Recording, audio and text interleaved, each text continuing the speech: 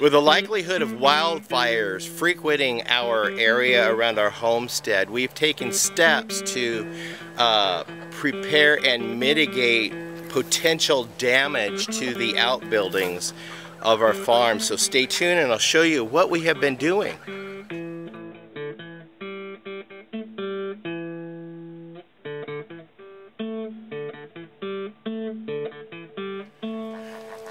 Hello, welcome back to Pine Meadows Hobby Farm. I'm your host, Jerry Hansen.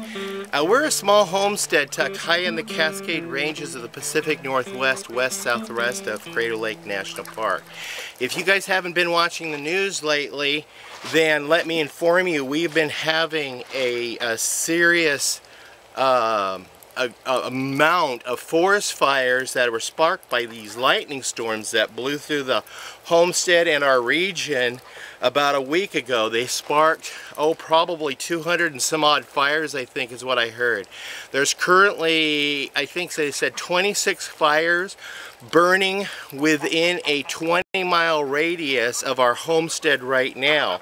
But there's 3 major huge forest fires that are burning within our region down here in southern Oregon.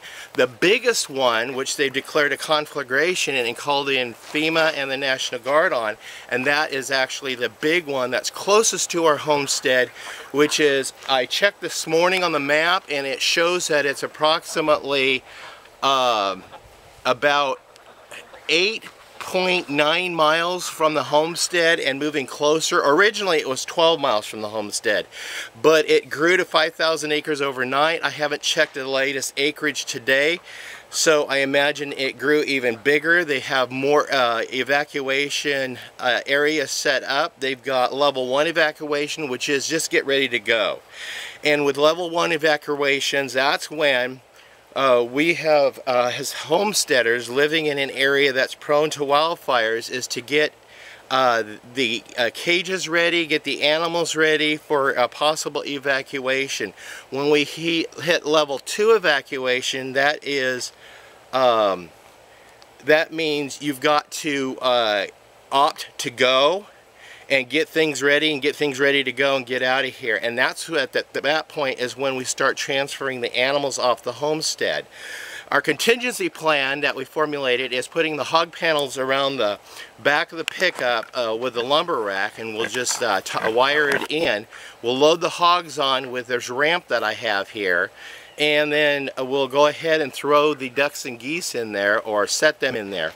With the chickens, we have this cage that we have to transport chickens with, and also we have another cage to actually transport the 4 ducks in that cage, but the geese will have to go in with the hogs. And I can put a panel in there to keep them separated so they don't freak out. The rabbits, I have these cages out back here. I'm keeping them for such an event like this, for conflagration in the event that we end up with fire. The bees, I'm going to have to leave them to their own devices. I just can't, I can't take those. there's nowhere I could take them right now anyway, and the bees could pretty much fend for themselves. And hopefully I have everything safe. My contingency plan that we have been working up to since we purchased the homestead is, number 1, clearing all the thick underbrush from a 100-foot perimeter around the house and the outbuildings, and we've achieved that. Number 2 is limb all the trees up about 8 foot from the floor up, because when a wildfire sweeps through, typically it hits the underbrush. Sometimes it'll hit the canopy and run across the canopy of trees, but I've seen, like a recent fire, it hit the grasses and it just swept through and didn't even touch the tree canopy. So we want to keep it down on ground level. But immediately around all my outbuildings, we've managed to keep the grasses and combustible material cleared for several feet around each building. Also, I wanted to point out, each building is constructed with a metal roof on it that will deflect burning embers and keep them from igniting the roof. Fortunately for us, we were helped with the house by Discovery Channel's Homestead Rescue when Marty Rainey came down, and we shot an episode last year, and they put a metal roof on our house. And our show, by the way, was titled Honey, I Torched the Homestead, and it focused on being prepared in the event of a wildfire, and they also put my plans of escape to the test. So we have that under our belt and knowing when. Also, we have first-hand experience under our belt. We've had fires hit when we lived a mile down the road. We lived down there for some time, and we had 3 fires in 1 year in 3 consecutive months, 1 month right after another. And we had to evacuate from each of those fires. And so we have a little bit of experience with evacuation and understanding of what fires can do and what we can do as homesteaders to mitigate the damage. So these are my plans to mitigate damage: is clear all the underbrush, limp up all the trees, clear out all the grasses around my buildings, and try to create an environment that's relatively safe for the buildings themselves. The land's going to burn, but the buildings are insured. If they do, God forbid, burn down, we have them insured. And also we have, I had installed extra hose bibs. We've got hoses on the hose bibs with nozzles, so they're ready, and we can put sprinklers up on them.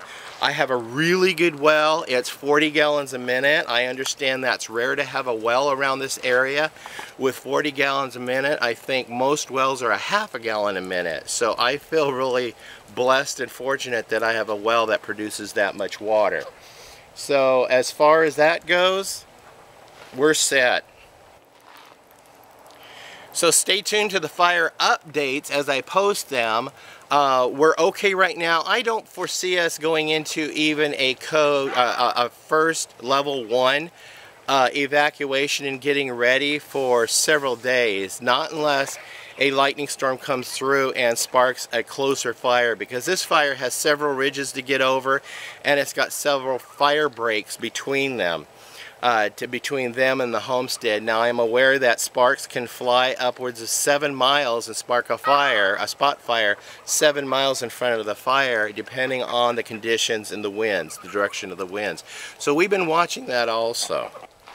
I'm your host, Jerry Hansen, here at Pine Meadows Hobby Farm, a very smoky Pine Meadows Hobby Farm.